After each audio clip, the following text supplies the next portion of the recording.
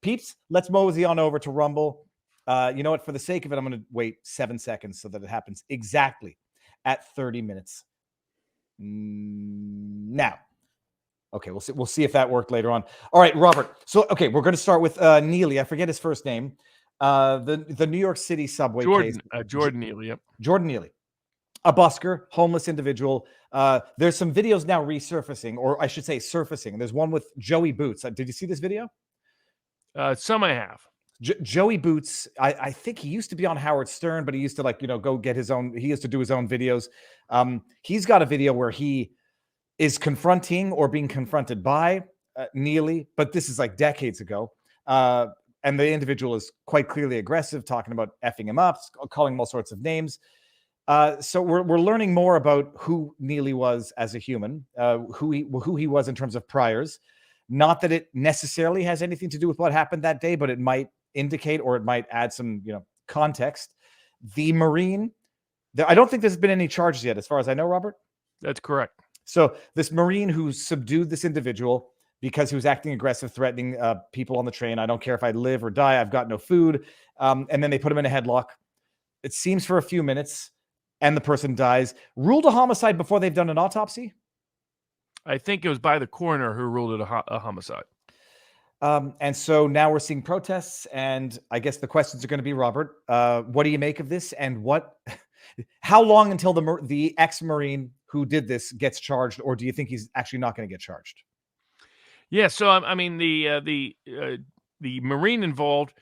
I mean, they were calling it on the social media, members of Congress, New York City's comptroller, various politicians were referring to it. I think Ariana Presley referred to it as a lynching, and that this was a homeless man, though that now apparently is being discarded as a proper term of art. It's supposed to be unhoused. So a man that's unhoused, his mind appeared to have been unhoused for quite some time. That he got on the train, and there's some dispute as to what took place. What we know is that the New York Police Department, the New York District Attorney's Office, and the Mayor's Office declined to bring immediate prosecution, which suggests that they know something that maybe a lot of those out there protesting do not know. Neely is being portrayed as a simple music lover, Michael Jackson imitator, who was just hungry and homeless, who was killed for being hungry and homeless, according to the media narrative in some circles, including the New York Times and elsewhere. What the video seems to show is that 3 different people were involved in restraining him. One, the Marine. Another was another African-American man who was on the train, and another Hispanic man that was involved, who also filmed the incident. That apparently everyone on the train said that they didn't think that anything was happening that could kill the man. They didn't think deadly force was being used. They just saw him in a headlock, and he was, resisting for the better part of 15 minutes. Until he passed out, and they just thought he'd passed out. They didn't realize he had died. To my knowledge, I don't know whether they've done a full chemical autopsy, if that was part of what they'd done, if they'd looked at the blood and everything else. But the initial conclusion of the coroner was that it was a restriction on his neck that caused his death. Now, homicide is not the same as murder. And so there was media calls for the Marine to be prosecuted. The individual involved had a long and notorious. The context for this is threefold. One, the individual involved is basically criminally mentally ill, had tried to throw a woman in front of a train, had 42 felonies over just the past 7 or 8 years. Many of those felonies included assaults, included violent assaults with a weapon, and included crimes on the same subway train. He had apparently been committing multiple crimes on that. He'd been on a crime spree in that same subway train, apparently, for months leading up to this. The second fact of context is that the crime in New York City is skyrocketing.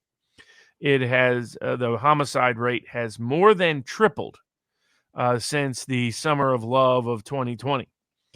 They're seeing crime rates that they have not seen in New York City, really going all the way back to the 1980s. in parts of New York City. Back when another famous self-defense case arose, though it was, less plausible justification in this case, which was, of course, the Bernie Getz case. Mm-hmm. For those who don't remember, a man who'd been previously assaulted and robbed on the subway train went and armed himself.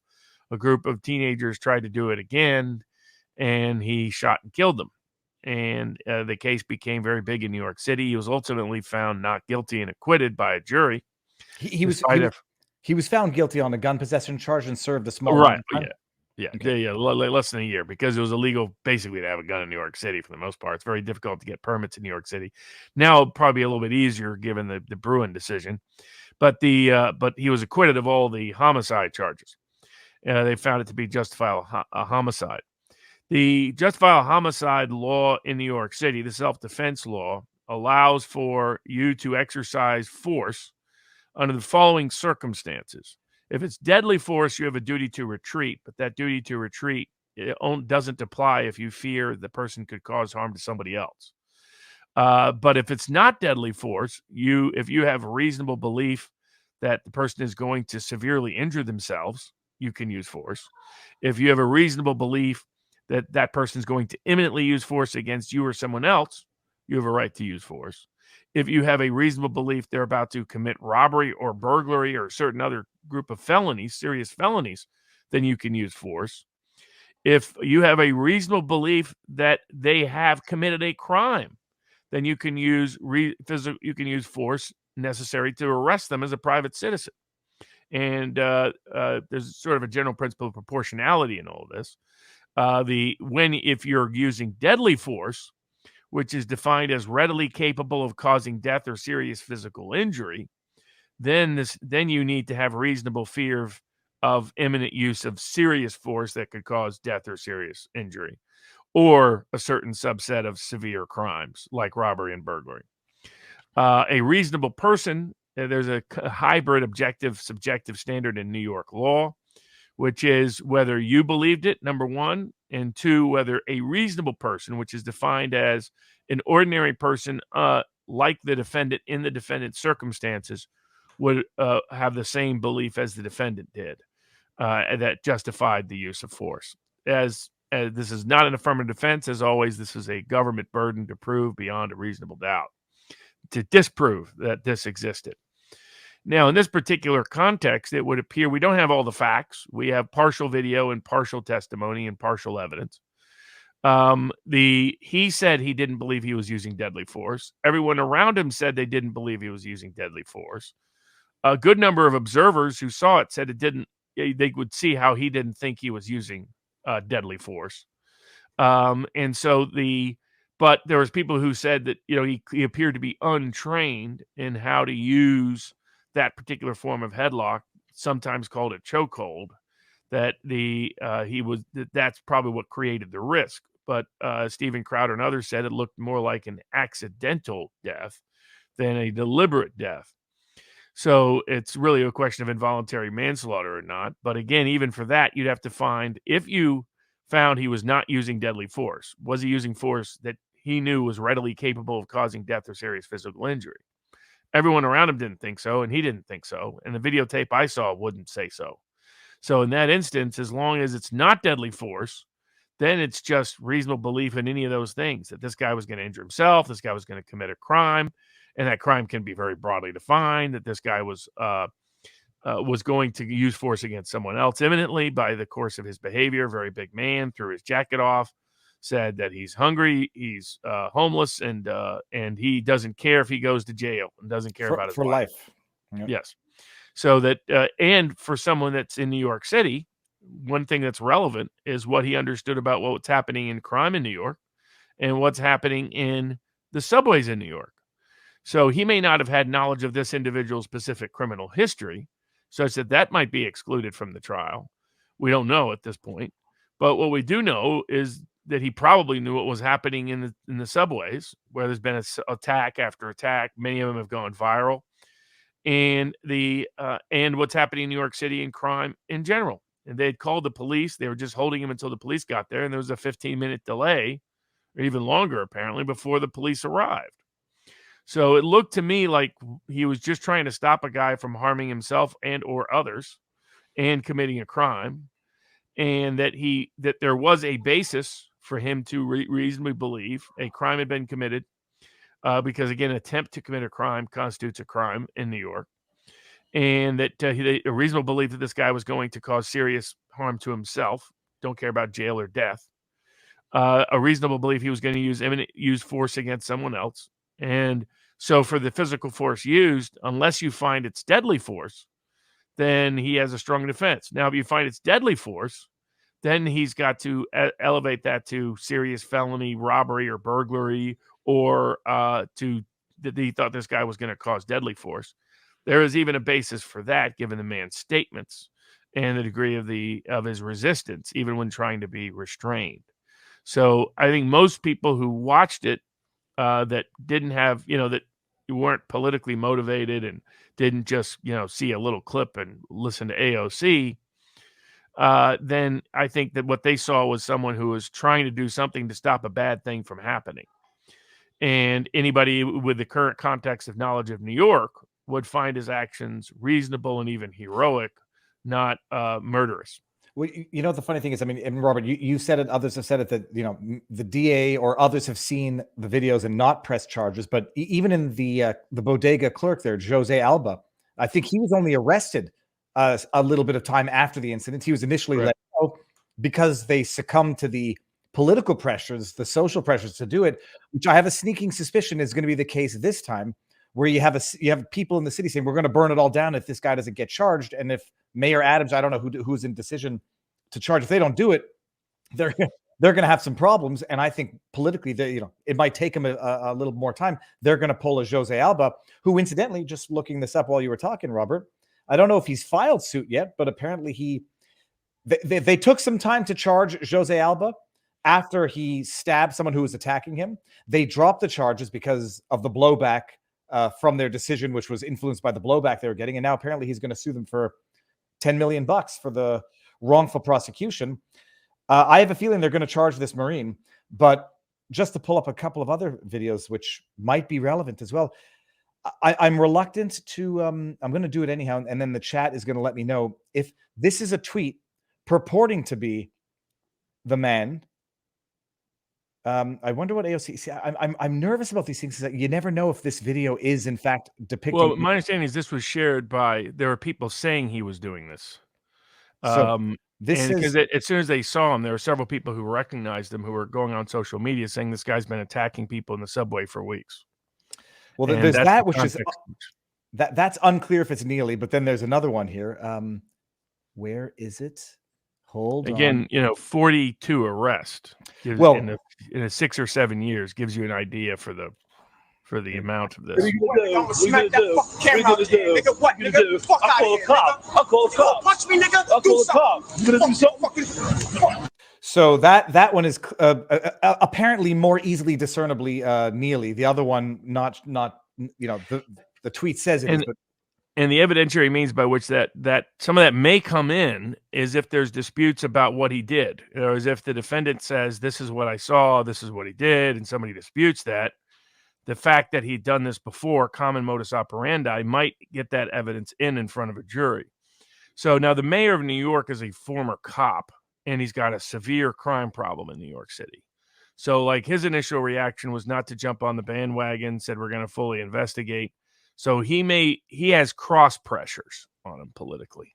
In other words, so you've got the crazy leftists going nuts, but this mayor was elected to solve some of the growing crime problems.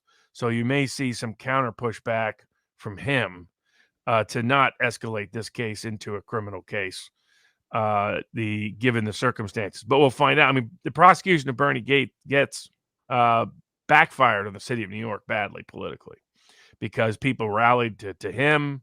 I mean, in the reality, what a lot of people's secret wishes was they thought, well, I bet people will think twice before robbing me now, because they'll wonder whether I'm the next Bernie.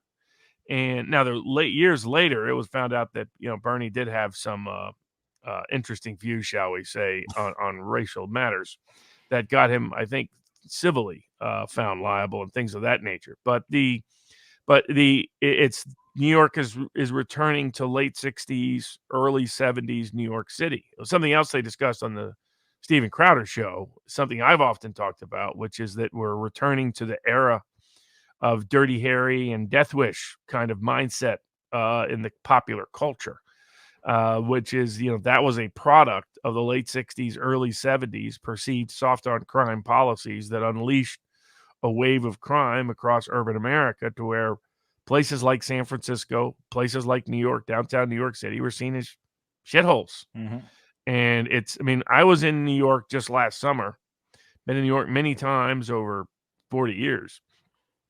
First time I was ever in New York as a kid.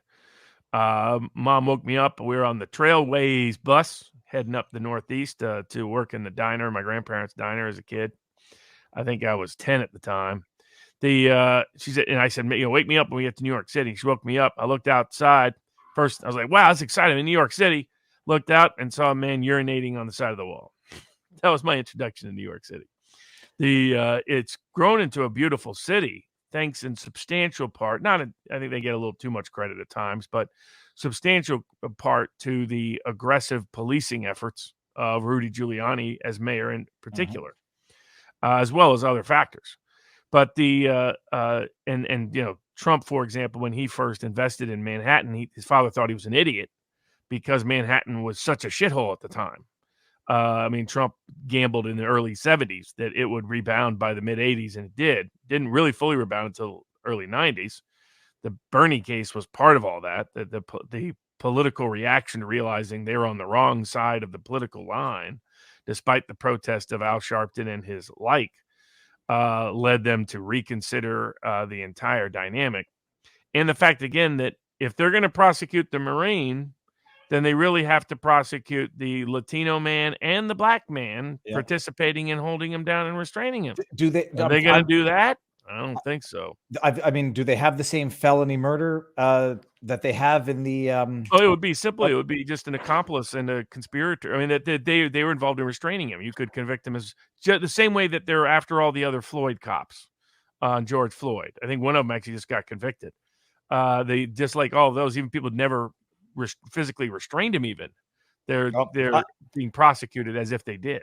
I'm thinking of the Ahmaud Arbery case where the cameraman got his correct felony as if life he in was jail. the same guy because he's part of the joint effort to restrain under the criminal. So they would have some difficulty just prosecuting the Marine and not prosecuting the others. But I guarantee you they don't want to prosecute the others. And so that all of those complexities, political complexities, an independent DA, I don't think brings any prosecution here, period. So the only question is whether the politics in New York is so radioactive. But this would make the mayor and the DA look really bad. They don't bring a prosecution, and then there's a bunch of political uproar, and so suddenly they do. And this is while the DA is in a massive political brawl, bringing the charges against Trump. To be this susceptible to political influence would look bad. And what it really is an indictment of the fact that while crime is spiking, the defund the police efforts and the attacks on New York City's finest, as they were once called, has led to massive resignations and a major lack of recruitment or enlistment of New York Police Department officers. So the police department scale is declining while crime is spiking. That's a bad combination. That's how you get a situation where 2/3 of the, for example, one of the self-defense laws in New York is that if you're one of the safety officers on the train, on any or bus, common carrier, then you can use force to restrain someone who is causing a disturbance.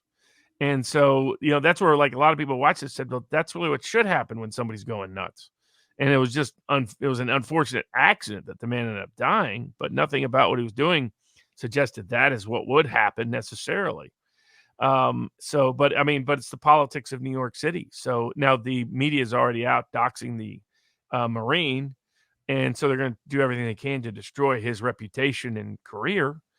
Anyway, no matter what happens here, he's a guy, and that's going to encourage other people to just sit by and do nothing, even if the guy next. And this is people have seen the videos.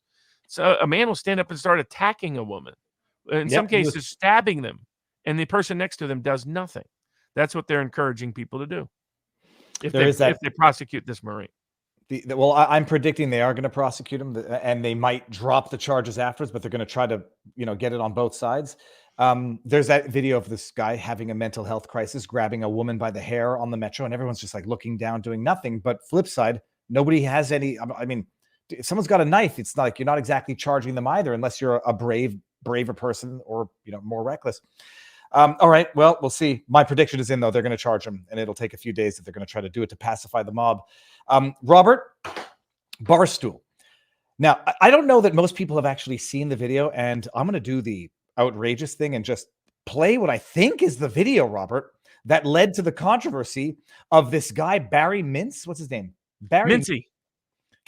This is the video, I think, in real time, uncensored. People block your ears unless you've listened to rap music at some point in your life. The VIPs want If you just added face stuff that way. I want you on the mic. Yeah. I don't give a shit. I mean, if like I said, I might flub like I'm working. Who cares? Mancy. Gotta get some yayo, double up, nigga. And you know what you need, like. All right, so apparently that clip, by all accounts, he knew he screwed up when he read the lyrics because he was reading them. So that's what happens. Barry Mincy. I don't watch Barstool Sports at all, so I know nothing of it. But I follow Portnoy on Twitter. He gets fired at the demand of Penn, which is the overarching company that bought Barstool out. Portnoy, I guess, publicizes the fact that the firing was the compulsion of the company that had just bought out Barstool in its entirety. They started with like a sort of a 36% stake, and then they bought the whole thing out. Then Penn's stock tanked on, what was it, like, I don't know, 10%, 15%, the day they also announced what some refer to as lukewarm earnings. I don't know where things stand right now, Robert. I mean, has Penn retracted the decision, re-employed Mincy? Is there a public outcry to bring back Mincy that this is over the top, or where's it at now? I mean, to my knowledge, he's been terminated. And so the interesting aspect of this was Dave Portnoy's original explanation. The CEO and founder of Barstool Sports, as you know, sold a majority share interest to Penn Entertainment, which runs a bunch of sports books and casinos, including runs Barstool Sports books across the country. His explanation was that Penn Entertainment felt they had to do this because they felt that the Massachusetts Gaming Commission and other gaming commissions would revoke their license to operate if they didn't fire someone based on speech. And according to Portnoy, there was actually a whole bunch of basically speech codes imposed on all Barstool content creators after the sale. The sale went through earlier this year. Penn Entertainment bought part of them years ago and finished the sale this year. My first response was skepticism, because I was like, I've never heard of a gaming commission threatening or revoking a license based on speech. So my first thought was maybe this is all a cover for Penn Entertainment not wanting to fire him for ulterior motives that they want to use as the pretext that they're being forced to do so by the state. And I saw that Penn Entertainment, for example, has been promoting itself on Wall Street as a ESG, diversity, equity, inclusion company. However, then a Boston journalist who follows things in detail said that point in fact, this is exactly what the Massachusetts Gaming Commission has been doing. And that in fact, the ESG, diversity, equity, inclusion presentation of Penn Entertainment may be effectively coerced by the various gaming commissions led by the Massachusetts Gaming Commission to weaponize licensure of things like casinos and sports books to try to control the speech of a media company. And as I started pointing out right away, that's a serious First Amendment violation. So somebody's lying somewhere. So now Massachusetts Gaming Commission, of note, has not denied this story. And so that one possibility is that Portnoy is lying. Another possibility is that Penn Entertainment is lying to Portnoy. Like, Portnoy seemed to seriously believe that if they don't strictly limit their speech now at Barstool Sports, that all their licenses could be gone for Penn Entertainment. Well, I don't believe that for a second. But maybe Massachusetts Gaming Commission, that may be a problem. And because, at least according to this independent third-party journalistic report, and there were a bunch of other people publicly stating, by the way, yes, this is exactly what happened. And so, and Penn Entertainment didn't deny it. So if that's the case, then anybody at Barstool Sports, Mincy included, would have standing to sue the Massachusetts Gaming Commission. Because if these people think they can use weaponized licensure to come up with speech codes for content creators and media personalities, they need a lesson in the First Amendment. Because the First Amendment doesn't do, like, I had some, you get so many idiot trolls on Twitter. The quality of the debate and dialogue is so low on Twitter. Every now and then I think, I'll troll through the mentions, scroll through and see if there's something of significance or consequence. And it doesn't matter which side it's on. Doesn't matter whether it's the left. Doesn't matter whether it's all the simps for DeSantis. That I pointed out, just polling data shows Trump doing better than DeSantis against Biden amongst a whole bunch of key groups. And the responses I got were a lot of insane, delusional reactions.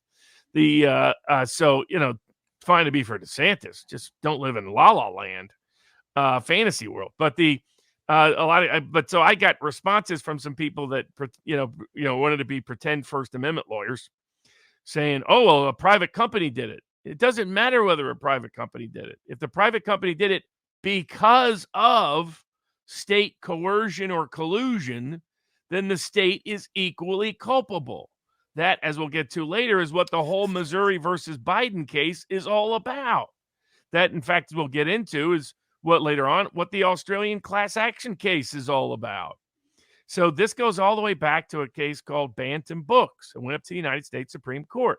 In that case, you simply had a commission trying to use state power to coerce a range of publishers to censor certain books.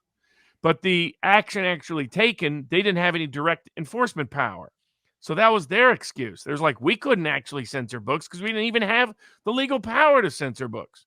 Supreme Court said that doesn't matter. If you're coercing or colluding, threatening state power, leveraging state power to get a private actor to do something, then the state is just as guilty as if it did it itself. True, Robert. But we've seen that argument raised in the social media content. We've seen it raised with Jen Psaki, and censoring Berenson and JFK, Candace Owens. Who was the other one? Stossel. And it hasn't been retained there. I mean, I appreciate not there, but it has in Missouri versus Biden. That's what that whole case is. The whole case is not about what the government did. It is about what the government did, but it's not that the government didn't cause any of the injury. All the injury is what big tech did. And yet Biden administration is being sued. How? Because the allegation is that they coerced and colluded. And I would note the allegations they have in the case that was allowed to proceed in Missouri versus Biden, pending in Louisiana, is a lot less compelling than what Barstool Sports currently has, or Penn Entertainment, or anybody at either one of those places has against the Massachusetts Gaming Commission. Because what the journalist confirmed is the Massachusetts Gaming Commission made crystal clear they would revoke the license of Penn Entertainment for Barstool Sports to be available to Massachusetts residents based on the content of the speech of their media personalities. I mean, there probably is, to the extent that that's true. There's a written policy. I mean, there will be or other written. Apparently, there are written communications. That's open and shut First Amendment violation. In Missouri versus Biden, they had to do it indirectly. They had to say, "Well, see, they requested this or they asked for this," but there's no allegation in Missouri versus Biden that anybody in the Biden administration explicitly threatened the licensure, for example, or any other provision that they had the power to take away. It was more very indirect. It was 3 or 4 steps removed. It was just, hey, they called and said, would you please do this? And then they did it. But not that it was, if you don't do it, that we're going to weaponize our state power. And so the and yet that case is going forward. And the cases you mentioned also are on appeal. The Ninth Yeah. Circuit is listening to the Kennedy versus Facebook case too. But the clear case here is this case is much stronger because here you apparently have a licensing board being so overt about it. Independent journalists are reporting it. Independent journalists are saying, yes, the Massachusetts Gaming Commission is imposing speech content codes as a precondition of getting a gaming license. And by the way, even in the gaming context, the First Amendment, this has gone up to the U.S. Supreme Court, gone up to the Ninth Circuit, multiple contexts. They said even advertising for gaming can't be limited or restricted under the First Amendment outside of very limited circumstances. So the state cannot weaponize any aspect of their power whatsoever to violate someone's First Amendment rights. The only question in those other cases is whether the state did so. Did they do so in Facebook? The argument by Facebook was no, we weren't doing it because, and also their Facebook was being sued. In Biden versus Missouri, Missouri versus Biden, the administration's being sued, and they're saying it can go for it, even though they don't have anywhere near the quid pro quo evidence these reporters are confirming took place in Barstool Sports. Now, I'll tell you, if Portnoy was the real deal, he would be bringing suit himself right now. He suggested that he kind of would, but I've heard no story about him yet. So we're going to find out whether. Here's the thing for Barstool Sports, as Portnoy himself noted. They're the anti-woke sports brand, the anti-ESPN sports brand. That is why they have exploded in the last 5 years. If they become another woke sports brand, then they're useless. If they're just ESPN4, then who cares about Barstool Sports? So the whole future of the brand of Barstool Sports and Barstool Sports books are only successful to the degree you have Barstool Sports as a popular brand, the anti-woke brand. They would lose maybe up to half of their value, at least the Barstool portion of Penn Entertainment, if they are to become the woke sports book. So if anybody is smart at Barstool Sports, they'll file suit against the Massachusetts Gaming Commission and force them to do one of two things. Either get them on record saying, absolutely, we would never, ever condition licensure on speech codes. Well, that's a huge win for Barstool Sports and everybody else because now they're on record saying that this can't happen. And so that's a huge achievement. Or they admit it, and then they're going to lose in court. But it'd be like the Massachusetts Gaming Commission and not realize that.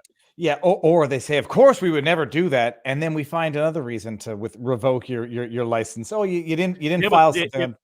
But then it's so much harder. Like if I was in Barstool Sports' position, the other reason why you sue is any retaliatory action now taken by Massachusetts Gaming Commission looks suspect, whereas without the suit, it doesn't look nearly as suspect. Good point, Robert. All right, snip and clip, people. I think that's a decent position. Robert, let me read just a few Rumble rants before we go on to the next subject, which is going to be Kash Patel. Alex Davy Duke. David, what about Bill C-11? Trudeau controls speech on the internet. Dude, I've been talking about it all week. We just go on. Hi, boy, from MacMan Carey. Justin Bird. Barnes, I'll respectfully disagree with your take. Trump can't win over any new voters. He can't win over any new voters. Trump isn't good at meaningful action. Just rhetoric. DeSantis is all action. The problem is the polls show he's wrong.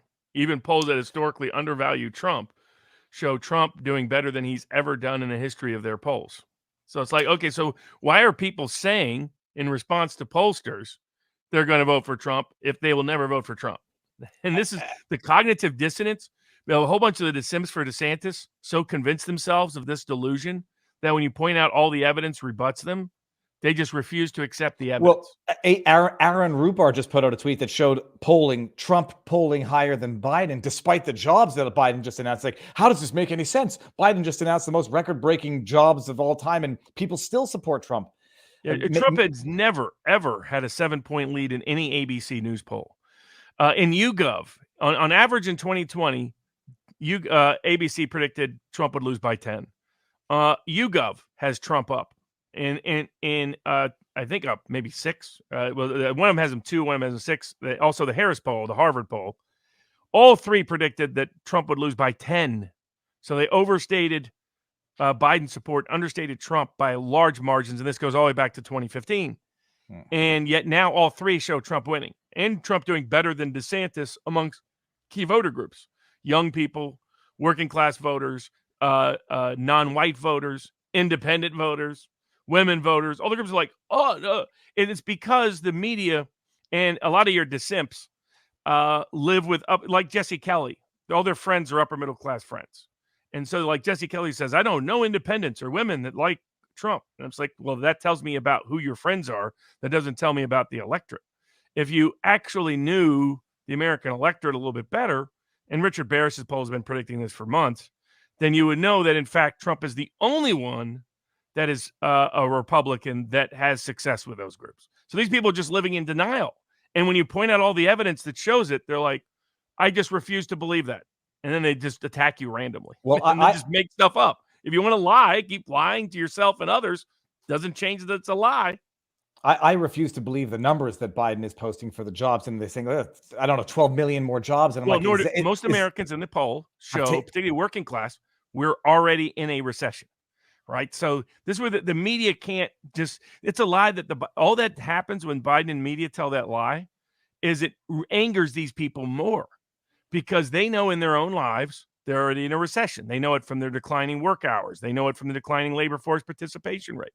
They know it from declining real wages. They know it from increased rental prices and other core items that they need to survive. Everything from cars to groceries. And so they know that their economy sucks. They know that there's problems with jobs. They know that there's problems with wages. So when the media tells them and Biden tells them, hey, no, this is great, they're like, okay, you're either a liar or you're in the pockets of the rich and the big corporations. And that's why Robert Kennedy is surging, and that's why Trump is surging. MP Morris says, Viva, are you planning to join Barnes in Orlando next week for the RCL? I hope so. I'm not sure I can make it. Theo Frastis says, because I'm not on Rumble as often as I should be. Thank you very much. Murph's Kicks the Shoemaker. Schumacher says, yeah, baby, great show as usual. What's up, everyone? Justin Birds. Well, I'm not going to get myself in trouble, but thank you for the super chat, the Rumble rant. Am I alone to believe that Kid Robert Barnes is just the same current Robert Barnes, all dapper and well-dressed, but smaller and higher pitched voice, maybe holding a candy cigar from Fair Frozen? Oski Wee Wee, Viva, did you get to hear Ted Kuhn's testimony for the national citizen degree? No, but I haven't followed on that. I'll watch it. Fleetwood Avatar. Ask people not in the chat. Ask people in the chat to thumb up, rank higher in the Rumble leaderboard. Also, Mr. Barnes, never use their language unless making fun of it. P. Moyer, I see over 12,000 watching on Rumble, but only 495 thumbs up. Guys, go hit that thumbs up now. Marine Lives Matter, Dapper Dave, Lord of the with Field of Greens, I can get my daily servings of fruits and vegetables without the pesky pride flags or wheelchairs. Thanks, Vivo. Did you remember to send Barnes? Okay, did. Good. Robert, Kash Patel. Okay, so he's written a book exposing deep state corruption. Sorry, the administrative state corruption, because the deep state doesn't exist. And so I know how the process works in general, because when you're writing things that might contain classified information, you've got to send it to the Department of Defense or Department of Justice for them to vet it and confirm that you have authorization to publish what would otherwise be classified information, or that none of it is classified and that it's good to publish. I don't know how long this process typically takes. Kash Patel is making the allegation. He was on Steve Bannon's War Room. It's been written up everywhere, alleging that whichever governmental authority is in charge of reviewing books for the sake of authorizing publication, dragging their heels. It's taken months longer than it should. They're not getting to authorizing the publication of what might be classified information. He's alleging it has to do with delaying the release of the book, which is going to be Donald Trump's roadmap to re-election. And so he's suing now. Who's he? I mean, I just don't know I'm not clear on who the players are, like who he sues. It's the Department of Justice.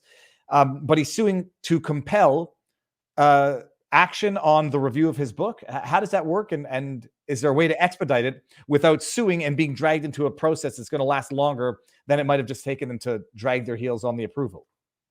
Well, they can do. I think John Bolton got into a similar controversy. This is about pre-clearance. If you're using any information that you may have gathered in a capacity in which you had access to classified information, which Kash Patel did at various points while he was assisting Congressman Nunes in his investigations in 2017 to 2018, that were the first to publicly expose on the Hill the flaws and scam that was Russiagate. So I haven't seen an actual copy of the suit. Someone mentioned in our locals chat, he's been talking about the suit for a little while. So I haven't, he just talked, he said Breitbart, he said he had sued.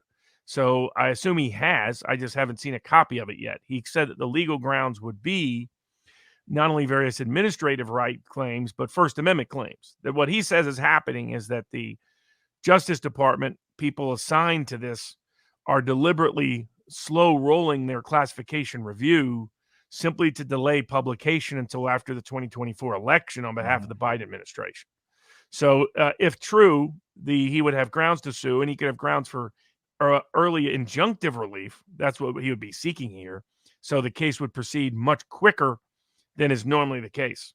So if he wants to get it published in 2024, he'll need to file suit now in 2023, because usually that'll take 6 months or so before a court will actually hear it.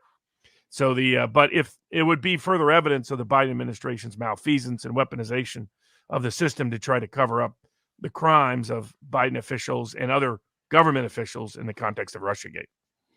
All right, so nothing. It's interesting.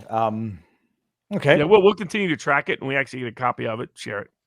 Fantastic. All right, now I was going to say I'm going to, while you talk on this subject, I'm going to try to find a snippet from Trump's deposition. The trial, it's not over yet, but the parties have rested their respective cases in the what's her name? Carroll. Carroll. Yeah, Carroll. It's sexual battery and defamation case against Donald Trump. I mean, Robin, I've been following it. I've been following what you can follow because there's no camera, so like you're watching and listening to Inner City Press's tweets, watching Robert Gavea go over it at the end of the day. I watched Trump's deposition, or at least the portion that was submitted to the jury for their viewing, 50 some odd minutes. I mean, maybe I'm biased, or maybe I'm just blinded by my own foregone conclusion that the case is a load of crap and Carroll is a certifiable nutcase. But she's presented all of her evidence. They had 11 witnesses. Carroll testified herself. Doesn't remember when, doesn't remember date, doesn't remember time, just remember it happened at this, what's the Bergdorf? I don't even know what store it is. She had a friend who is rabidly anti-Trump, text messages talking about how awful the family is, how they text messages from her friend that she allegedly called up the day the incident happened, saying how Carroll is on some sort of vengeance to sue, it was either to sue Trump or to claim sexual assault. And her explanation for why she had a negative private message about her friend who confided in her was she was going through stuff in her life at that time that affected the way she saw Carroll, but today she stands by Carroll and supports her in the case. What else is there? I mean, Trump. So the big story, I guess, of last week was the deposition, and Trump doesn't look good in the deposition. He looks disinterested, arrogant. You know, he doesn't remember anything, although the lawyer's questions weren't exactly clear and concise either. But they've rested their cases. Trump will not be testifying. The delay for him to testify has lapsed as per the judge's ruling. Tomorrow, closing arguments. Robert, I mean, what's your takeaway from what's going on here?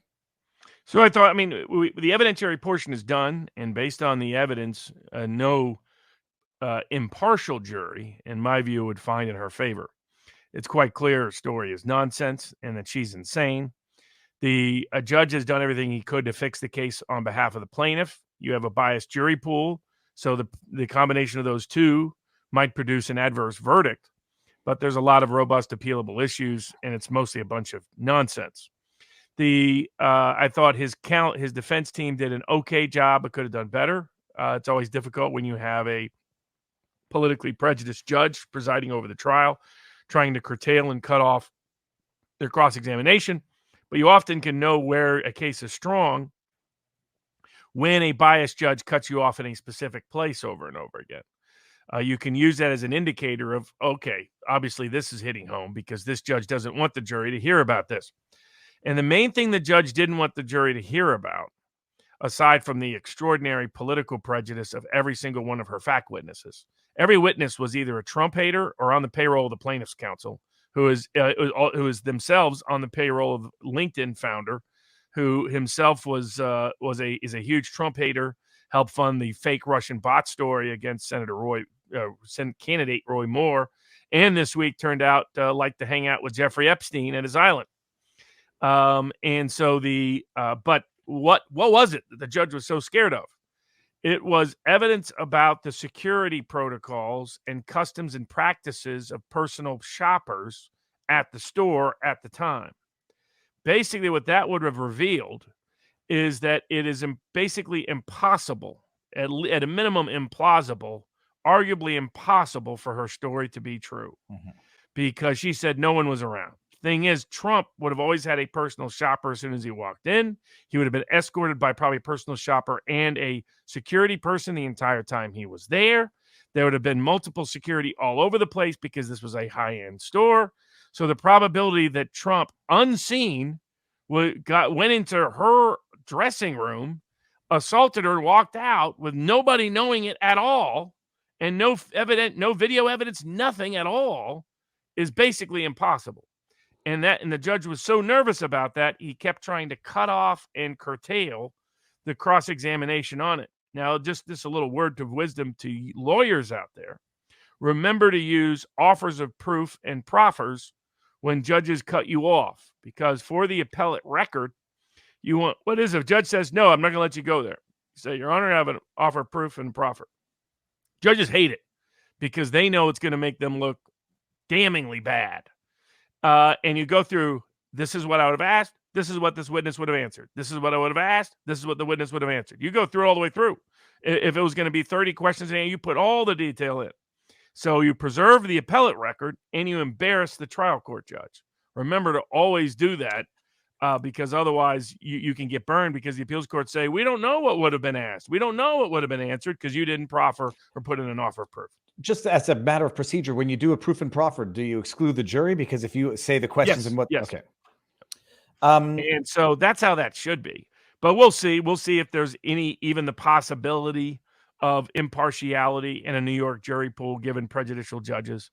He'll face a similar set of issues, though my guess, if they're smart, I don't know whether they did this, but in the criminal case, he filed a removal of the state criminal case to federal court, which I'll be honest, I forgot you can do. It's because it's very rare you can do it.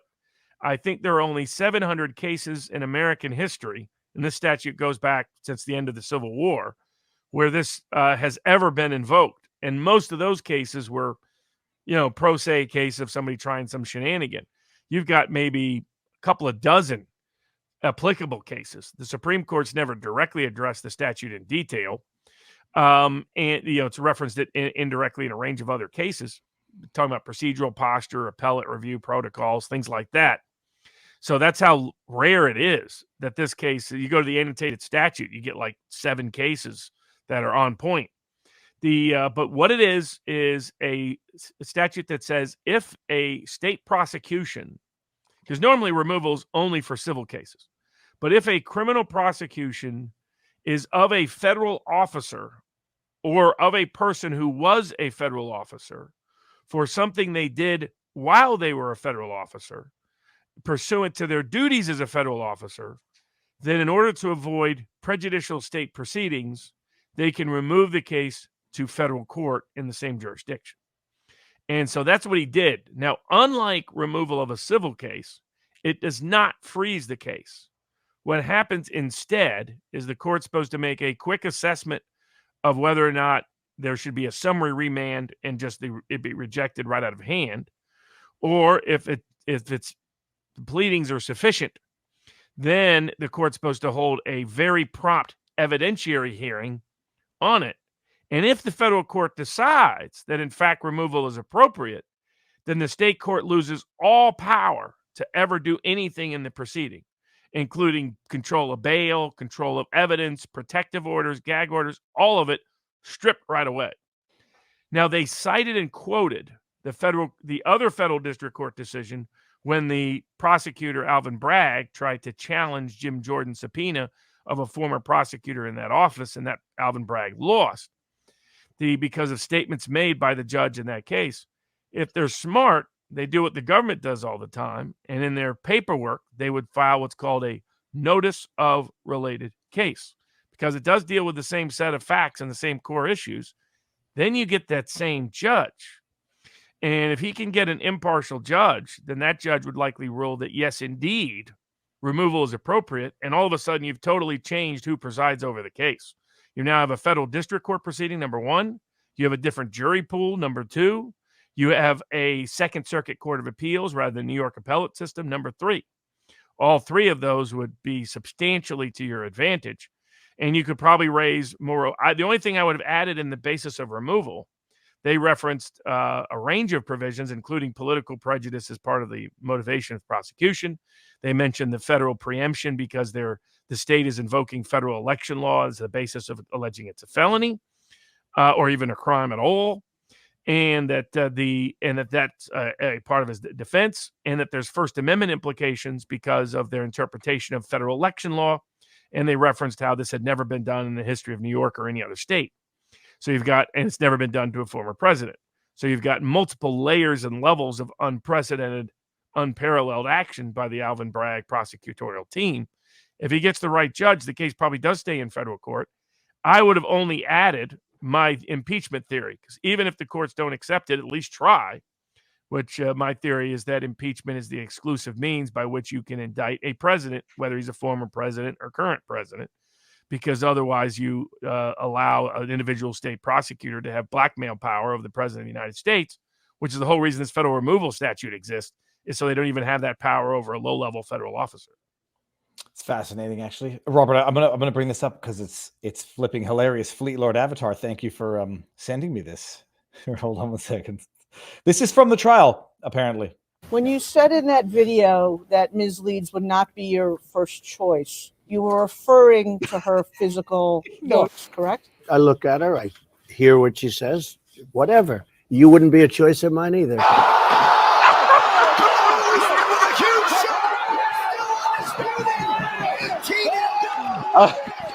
Okay, all right. That's hilarious. Although that Rogan thing is going to be used in like every meme because they have a bunch of those from the Alex Jones trial, which is great too. In fact, I don't think Trump should have said that anyhow, or either. I don't think he should have said that. And in fairness to the lawyer, because now I've listened to the whole deposition that was submitted to the jury, you understand what she was trying to do in that she talked about the 3 women who have accused Trump of sexual impropriety. Oddly enough, the 2 others, as far as I know, I don't know that they sued him. He made the same quip with respect to all 3. Not my type. She played the video. The woman who said that he came onto her rather aggressively during an interview. He said, she's not my type. The other one from a while back. So he says the same thing about all 3. True, by the way. They clearly are not his type. Well, and then he says at the end, I'm saying it as an insult. They're insulting me with these false accusations. I'm just insulting them. Well, if I would have been prepping Trump, I would have just said, I don't do crazy. Well, no, that's the, in fairness to them, they drew that parallel. The only thing is, with one of them in the Access Hollywood tape, he says, you can grab him by the whatever, where he says he came onto a woman very hard. He came onto her very strongly, took her out to buy furniture. And so they use that testimony that he takes women out. By the way, a lot of that had no business coming in. Other people's accusations had no business coming in. It shows you how utterly ridiculous this federal judge was. That they're allowing as evidence in here, and not allowing in a bunch of evidence that impugns her credibility. Yeah. No, it was including the fact she'd made up allegations against a bunch of other men. It was wildly inappropriate because you're having a trial within a trial of something that was actually never tried. And then these accusations, which may have been baseless on their own, but they were never tested, serving as evidence here. And the lawyer was trying to draw a parallel between Trump coming hard on a girl, coming onto a girl hard, and then trying to buy her furniture. And in this case, saying like, oh, well, he came onto her hard as well and was trying to buy her stuff at whatever the store is. And I'm thinking like, if he was trying to do that, I mean, did he end up? If the fact that there might not have been anything purchased is probably evidence that it never happened in the first place. But that Trump. Well, I mean, that's an attempted seduction. That's not a sexual assault. The 2 things have nothing in common. It was just a weak attempt to try to drag in evidence that had no bearing on the case that could only prejudice the jury. Yeah, that's all it was. And they got it. They got in. Yeah, because the judge is a joke. I mean, the federal judiciary has proven in this case, and like the case we're about to talk about, all the January 6th cases, but this Proud Boys case was particularly egregious, no capacity to be impartial.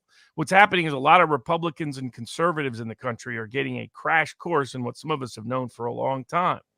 The political corruption, the prejudice, the parochialism, the bias, the manipulation of proceedings by federal judges, that they often rig cases to get the result they want.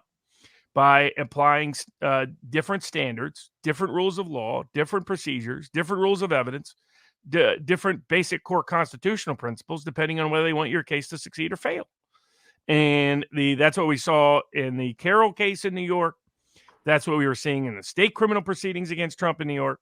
That's what we've seen in the state civil proceedings against Trump in New York. And that's what we've seen in all the January 6 cases, including the laughably absurd Proud Boys verdicts that came in this past week. Well, Robert, I'm not going crazy because I thought people had prior already been convicted of seditious conspiracy, and they were. This is back in January. 4 Oath Keepers found guilty of seditious conspiracy. I mean, so they found most recently, this is 3 days ago, Enrique Tarrio guilty of seditious conspiracy. I think 4 Proud Boys now. Oh, it was the Oath Keeper. Oh, so hold on. That's why I feel like I'm going crazy. Like this conviction is not a surprise given the prior convictions. It was actually, in my mind, a foregone conclusion. They're making a big deal of it. The ultimate irony. Yeah, sorry. So that was the Oath Keepers in January, seditious conspiracy. Ask a jury member what the hell that even means, and I'd love to see them define it. Steven Crowder was making fun of that. He's like, "What exactly is that?" And he's like, "Well, I guess I am seditious of AOC," because I mean that's the terrifying part. Now, people were immediately predicting that Trump would be indicted under this. That would be even more laughably absurd, right? Like right now, the January 6th defendants have very little political protection. That other than independent people on the sort of populist right in the content creation community and the activist community, almost no member of Congress has come to their defense. A few have, but most have not. Jim Jordan is scared to touch it with his weaponization committee. Almost no senators have talked about it. Only Trump for all those dissimps for DeSantis has done absolutely nothing about it, said zilch about it. Many Florida defendants were brought up in those cases, and he's done absolutely zero. Even has at times implied it was the right decision for them to be prosecuted. So Trump's the only one saying anything about it, raising money for them, did a song for them, and has said, "I'll pardon every single one of them if I'm elected president." He was criticized for not doing more earlier while he was president, but that would have been high risk gamble, frankly, at the time. Politically, but to go after Trump would be a different animal entirely. For one thing, they have zero evidence. What convicted these defendants? Well, one part was scary. Jurors later admitted that they found the lack of evidence to be evidence of guilt. Well, Robert, I think it bears reading the statute just so people can appreciate what we're talking about. Seditious conspiracy. If 2 or more persons in any state or territory or in any place subject to the jurisdiction of the United States conspire to overthrow, put down, or destroy by force the government of the United States. And by the way, that language was not utilized in the jury instruction. Or to levy war against them, or, these are not ands, these are or, to oppose by force the authority thereof. That's the one that I have a big problem with, Robert, because I don't understand if 2 or more people resist arrest. Is that not seditious conspiracy? And I'm not trying to be glib or like straw man.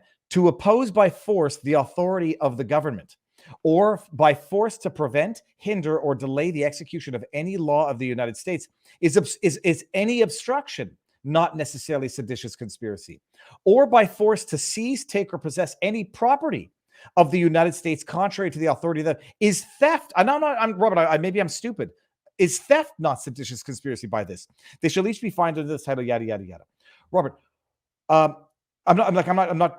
is there an obvious answer? Theft, resisting arrest, are those not forms of seditious conspiracy? Obstruction of Congress, is that not necessarily seditious conspiracy? That's where, in my view, for people to understand the context of those provisions, they should have the whole statute read, because then it gives you a very different context. You're thinking, oh, okay, this is like literally overthrowing the government and some variation thereof. And these or provisions are just different ways that can be accomplished.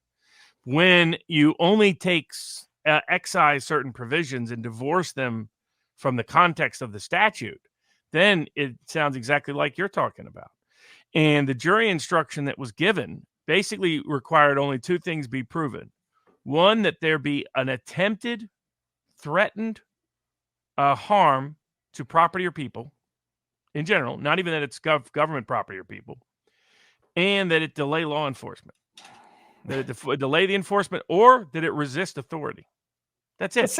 That's. I mean, that's pretty much almost every protest. That's what I was going to say. Summer of Love, and I'm not saying that they should be charged with seditious conspiracy because I'm not what's the word I'm looking for? A hypocritical asshole. Like I say, that sounds like every protest, but especially the ones taking over the police station in Chopped and Chaz. And this is why. So now the Supreme Court has always been a wuss court. They've always been filled with cowards, but they're particularly cowards in times of crisis.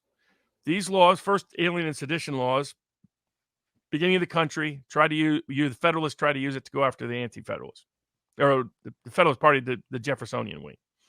And ultimately, by the way, Jefferson declared that every state could ignore it because it's unconstitutional. That ended up being an issue in the Civil War, and so forth. When could you just ignore a law because you thought the law was unconstitutional? Did a state have an inherent right to do so? So on and so forth. Jefferson said, yes, states can ignore anything that's unconstitutional. That's been resolved by federal power rather than law, in my view. But that ship has now sailed because of the exercise of the precedent of federal power. But independent of that, these laws were politically weaponized, and they were brought back during World War I, beginning of the foundation of the second attempt at an American deep state. Elevating J. Edgar Hoover and others, and they put presidential candidate Eugene V. Debs in prison on sedition for giving a speech. And the Supreme Court turned a blind eye to it. And they kept turning a blind eye to it for decades. And they've never gone back and re-examined it. And so there's some generic language in the jury instruction that says if it's just protest, but that doesn't solve the problem. That, as you note, this is so broad, so expansive, so can be used basically to criminalize dissent. Almost any form of dissent, because all you have to show is possible or a threat of harm to any property of anybody. And that's the only use, that's their definition of use of force, which is not clearly what was meant. Use of force was you got arms and guns and you're trying to raid something to take over the government. That's what this was supposed to be about. And instead, it's being applied to pure speech. It's being applied to pure protest. It's being applied to mere trespass. And so because again, all there has to be is a threat or a possible harm. Yeah, but there doesn't have to be any actual use of force. There doesn't have to be, according to the jury instruction in this case, any actual harm to any property or people. Well, and apparently, you don't even have to be there because Enrique Tarrio wasn't even at the Capitol. That's right. He'd been previously arrested. So, I mean, what they convicted him on was pure speech, because what was the key conviction, as the jurors later admitted? The text. Now, part of it was text they thought existed that weren't even produced, a sign of what a joke the judge was in the proceedings. He could allow a trial for a jury to infer that. Jurors do that all the time, by the way, but it shows the problem of it. The evidence that was excluded was evidence that showed the government informants and infiltrators and instigators were all over those texts. That's what was excluded at the government's request.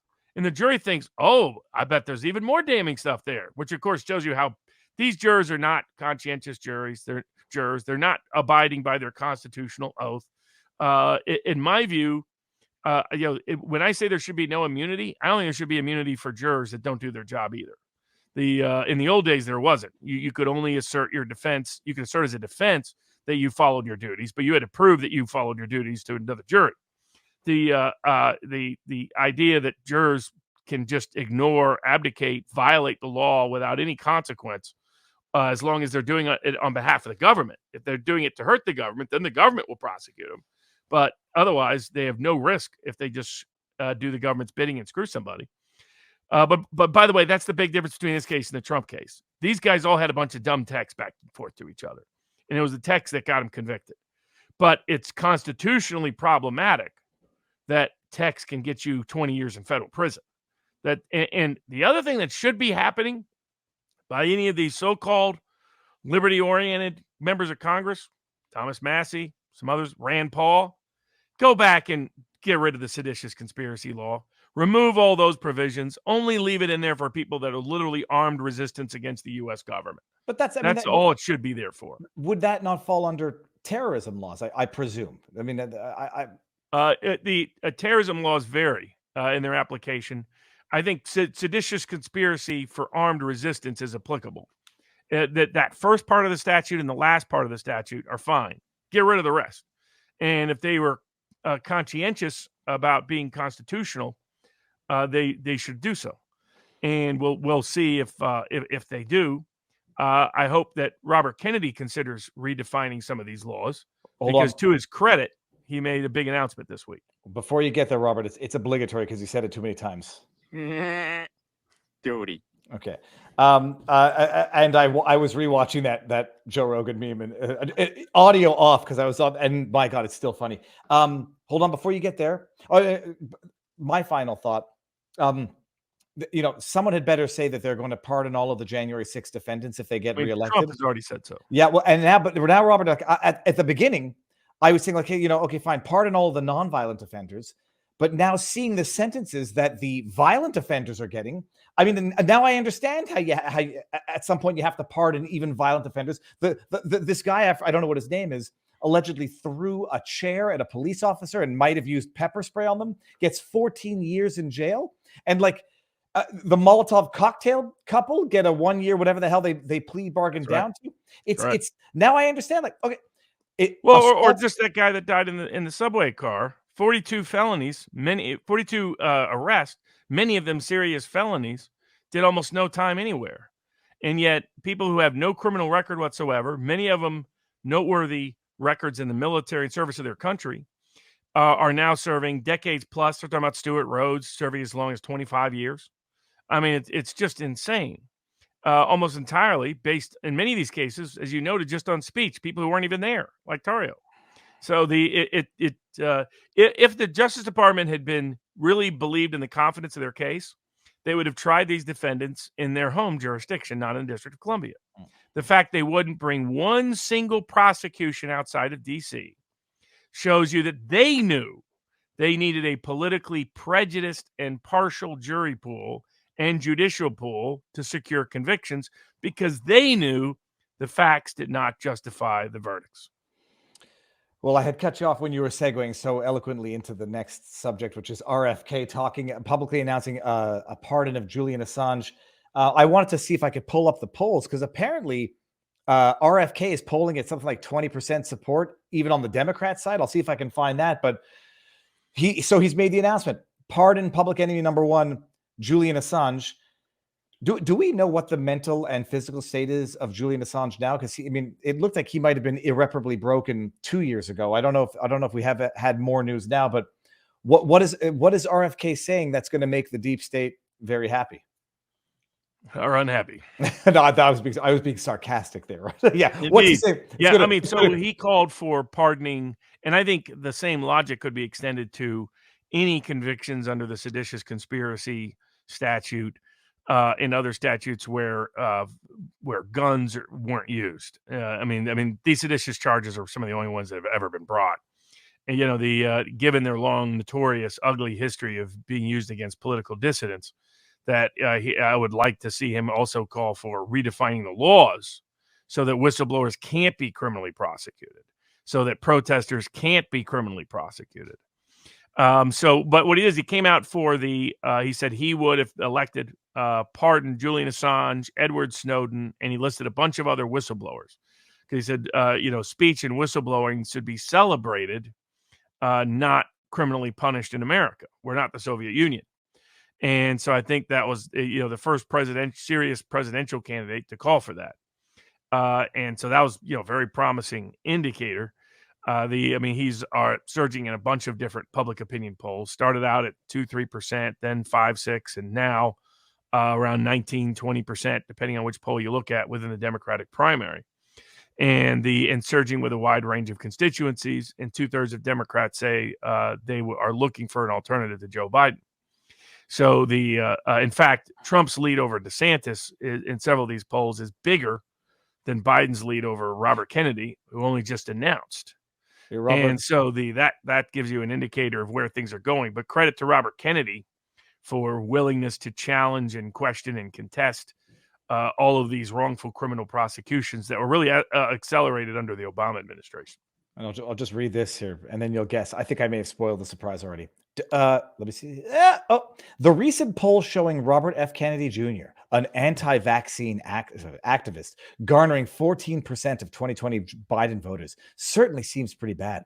Does the Democratic electorate now include a sizable anti-science contingent? Can you believe this shit? Who would write this shit? Oh, it's Jen Psaki. Opinion. I'll talk about this more tomorrow. That's almost like a Beavis and Butthead joke there. Inside with Jen Psaki. There's another. When Biden put out that tweet with Kamala Harris, get in. I was like, I had a joke that I can't make because I'm a polite young boy who doesn't engage in that type of humor.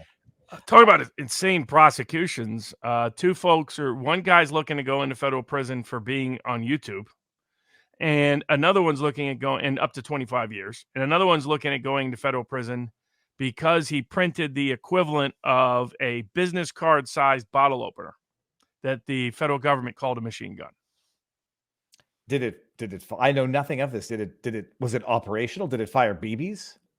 Oh, it fired nothing. It's literally like a little business card that you could use as a bottle opener. All right. So the case is the Irvin and Hoover case, two different defendants. One of them just talked about this product. It was called Auto Key Card. One of them just talked about it on YouTube, didn't sell it or anything else. And he's facing now 20 years plus in federal prison. The other one, it's literally like a business size card. And because it had a printout, a design kind of thing on it, and you could take it apart, and purportedly you could take parts of the parts apart in ways that you could make a semi-automatic gun fully automatic. So let me ask you and that somehow made the part itself. I mean, again, it looks like a business card bottle opener. Somehow that made the card itself a machine gun. But is the argument because he he didn't pay the tax, didn't have a license, they criminally prosecuted him under the National Firearms Act of 1934 for selling machine guns without a license. I'm trying to hypothetically steelman the argument. Is it that what he did, it's just a small thing, and if you scale it up, you can actually three-dimensionally print an operational firearm? Is that the underlying argument? No. It's just that you could use it as a part to take an existing gun, and if you put it together in a certain way, you could make the gun fully automatic. Okay. That's it. And so so it's a disturbing disturbing prosecution. There are lots of other violations that took place in the case. We won't get, I don't know as much about. I just know loosely the allegations concerning various forms of prosecutorial misconduct in the case.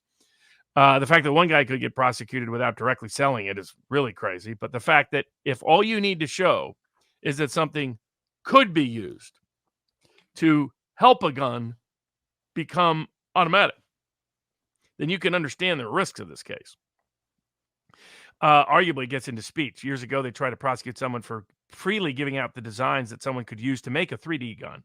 They tried to prosecute them for doing so, and they said, "Well, that's really speech," and the court shut it down. But what's also interesting about this case is that they are bringing one of the first challenges to the national constitutional challenges in recent times to the National Firearms Act of 1934, and their grounds are that under the Bruin decision, the National Firearms Act of 1934 can't pass constitutional muster under the Second Amendment.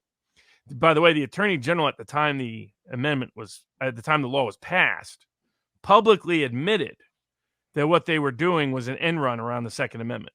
They said, well, we can't ban these guns outright because if we did, that's probably a constitutional violation. So instead, we're going to call it a tax. And then say, if you don't have the license from the tax, then we can ban you from having it. Ha, ha, ha. Shows what their real goal is nothing to do with tax revenue and everything to do, as this criminal prosecution proves, to try to prevent and prohibit people from having certain self-defense tools available. And then they have an as-applied challenge that this is also an administrative problem we'll get into next, the Chevron case. You know, when agencies can so redefine the law that a bottle opener or something that otherwise looks like a bottle opener and a business card is suddenly can be called a machine gun. Nobody would confuse this card with a machine gun merely because you could put it as a part into a gun. It's like, then we've given them way too much deference, way too much power to redefine the law. That unless they specifically said by congressional legislation that this specific provision required a tax and license or it couldn't be used. And again, the tax power becomes so confiscatory at some point, as has happened in the National Firearms Act 1934, it becomes prohibiting the underlying thing. It becomes stripping property. I also think the National Firearms Act has long been a violation of the constitutional limitation on taxation of direct taxation. Because you can't tax labor or property directly. You can only tax the profit and gain from the labor separated from it.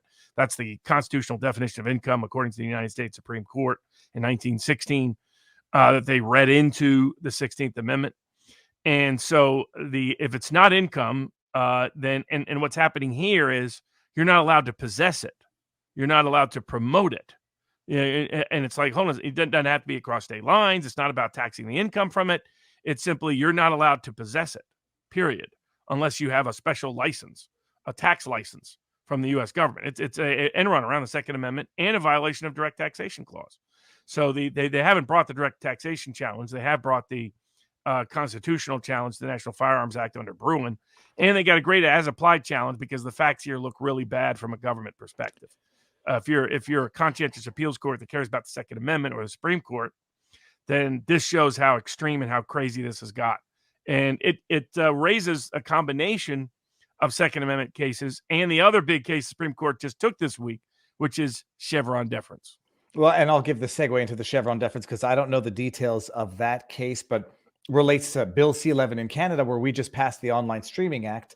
And the Minister of Heritage, Pablo Rodriguez, is saying, well, we're going to now, I'm going to issue a directive to the governing body, the CRTC, to define the scope of their authority. So you're going to have the administrative body that exists or was created under the Act setting out their own jurisdiction and authority under the Act to define what it is that they govern and the scope of the Act, which is obviously so vague and ambiguous by its own terms that it requires a directive to determine the scope of the Online Streaming Act, whether or not it's going to go after user-generated content, individual content creators, or just broadcasters on the internet. What's the Chevron case that's pending now before the Supremes? So this is one of the most popular cases, along with the Kari Lake case, which is coming up right after this one, on our locals board at vivabarneslaw.locals.com, where live chat is happening as we speak. For those that don't know, the Chevron decision stems from a 1984 Supreme Court decision that said that they would basically defer to administrative agencies' interpretations of the law. And the history was that the Supreme Court would only defer to the executive branch when they both contemporaneously and continuously interpreted a law at the time the law was passed. They would give it substantial deference. But it had always been limited to that fitting within the general statutory canon, that you can look to other alternative interpretations of a statute when it's ambiguous. And that's the first predicate. A statute has to be ambiguous. But if it's ambiguous, one authoritative source would be how did other executive agencies interpret it at the time and continuously afterwards. The continuously afterwards part creating a reliance interest that the Supreme Court would be less than interested in overturning. But what the Chevron decision went much further. It said the mere fact that an administrative agency has interpreted the law means we as a judiciary shouldn't second guess it outside of extreme circumstances. That was a complete abdication of their constitutional obligations under Article 3. And it was an excess of power to the executive agencies and in violation of the duty of the legislature to be the ones that pass laws. So in my view, it exceeded executive power, abandoned and abdicated judicial power, and usurped legislative power. It was a complete violation of all three articles about governing our Constitution. Welcome to Canada, Rob. I mean, this is like they've literally created these laws for specialty tribunals. They're administrative tribunals who are so specialized, despite not even having to go through the same rigor to become a regular judge. Specialty laws, administrative tribunals, they decide their own jurisdiction, subject to their own rules, deference from the courts because they're specialty administrative tribunals. So you end up getting human rights tribunals out of British Columbia awarding $40,000 in damages because a restaurant misgendered an employee who worked there for a month. So okay, that's it's. I mean, it's great. America seems to be potentially going in the other direction, whereas Canada is going the wrong direction. Yeah. So the case challenging it is Loper Bright. You'll like him as a couple of herring fishermen. Go on.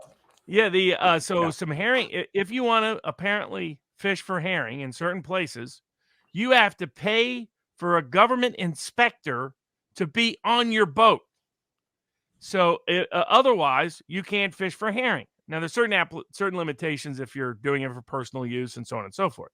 But if you're a commercial herring fisherman, you can't do it without paying the thousands of dollars to make sure there's the actual cost and to make sure a government inspector is on your boat the whole time.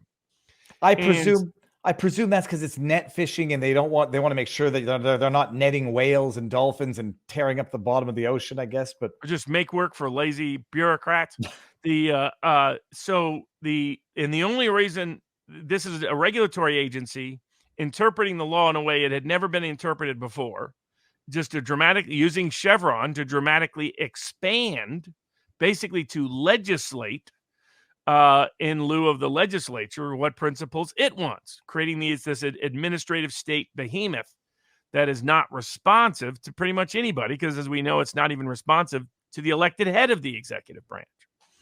And so the U.S. Supreme Court this week took up the case on the grounds of challenging Chevron. And there was a bunch of amicus briefs filed. The fact that petition was granted likely means, given some of these same justices' comments previously, that it's time to completely reverse Chevron. It was divorced from constitutional footing. It's a direct attack on the separation of powers, and it was an elevation of the unelected over every other branch of government, whether appointed or elected by elected officials. And so it looks like Chevron is probably going to face a near death, probably going to be killed. And by doing so, executive agencies will finally lose their power to usurp the judiciary, usurp the legislature, and abandon their own executive political control that they've done throughout this process. Wow. So it's probably, along with the administrative judicial process and the major questions doctrine, this was the third prong that was the foundation of the administrative state's expansive power in America. Supreme Court's already taken away the first two, said your courts don't operate, can't violate it, you can sue for constitutional challenges without going through it, don't have to exhaust remedies in a whole bunch of cases. The court system is fraudulent in the way it works, the administrative system. Said if it's a major question, you have no business interpreting it in the first place.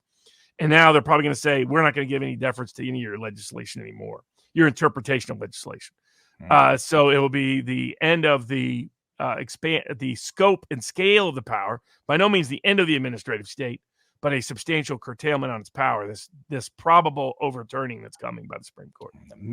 I only wish it could also be applicable binding jurisprudence in Canada, but our countries have gone separate ways, separate directions.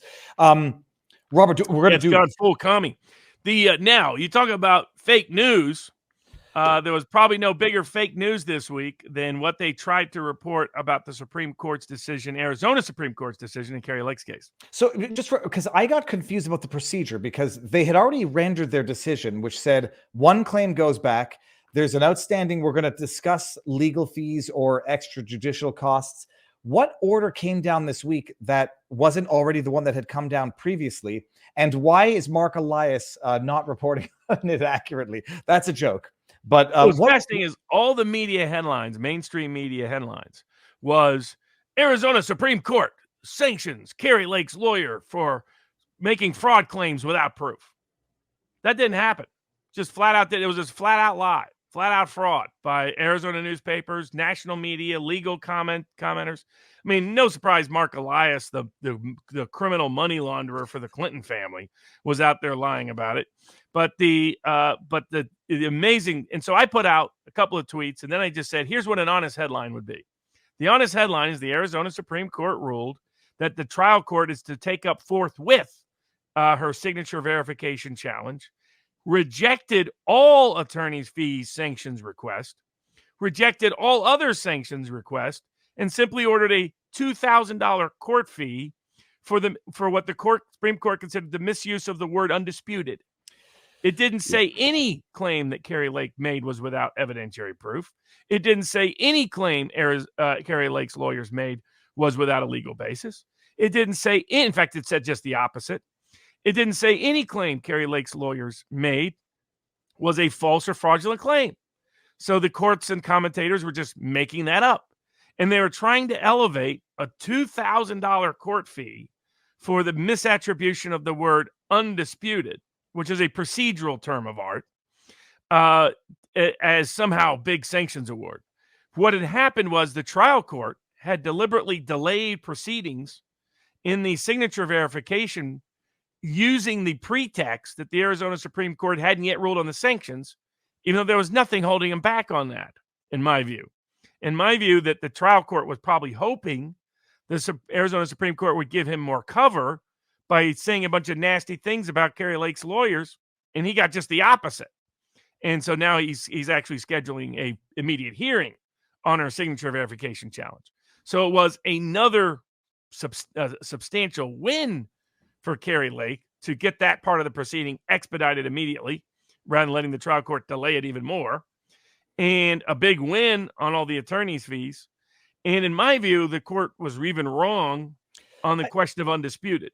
I read a portion of the decision. I mean, it doesn't make any sense really, because they're saying, well, you said that what was it? I think it was number of ballots. 35,000 ballots, chain of custody issue. Was the undisputed. Arizona Supreme Court did not say that was without evidence, did not say that was frivolous, did not say that was fraudulent or false.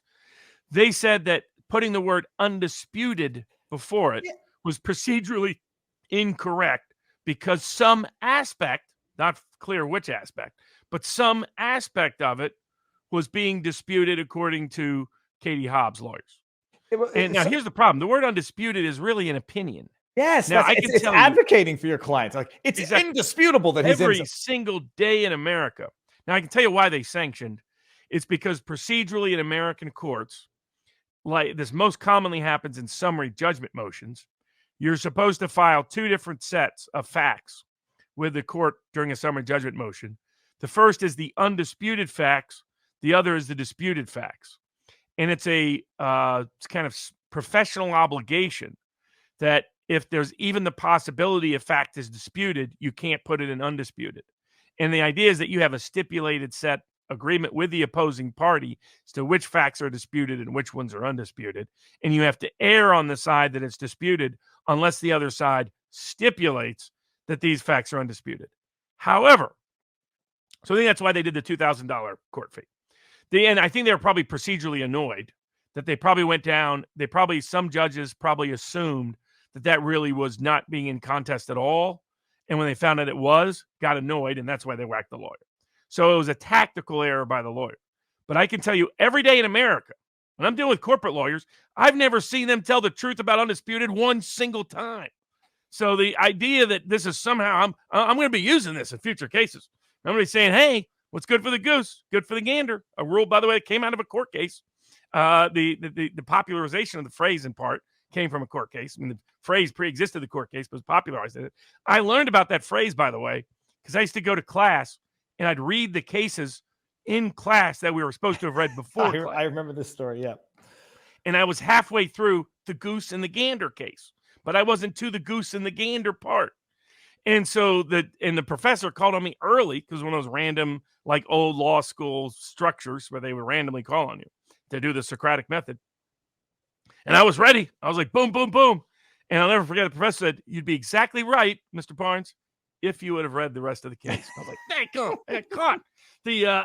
So I read through the rest of the case, and it was because what it is, the judge says, here's what the rule should be. But because the rule is different in all these other cases, what's good for the goose is good for the gander. Boom. So it ended up being a question on the exam on that precise case. I knew it backwards and forwards. Ended up being a blessing in disguise that I had not read that going in. Not as bad as when I was at Yale, and somebody asked me what they thought about this book, and I gave them some BS answer. I hadn't read it at all. And then they asked me, well, what did you think about this second book?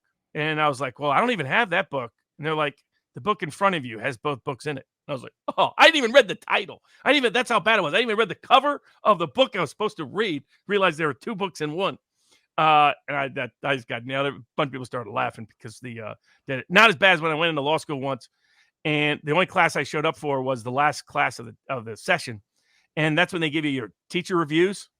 And I walked in and picked up the teacher review, and the whole class started laughing. I was like, "It's a great teacher. What are you talking about? I don't need to go to class to know she's a great teacher."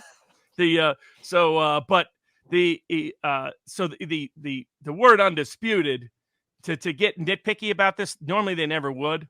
Probably it misled a justice on the Arizona Supreme Court, and that's why they whacked him. So it's just a tactical error, but it's as minor an error as you possibly get. There was no finding like what they said. It was a big win, really, for Kari Lake.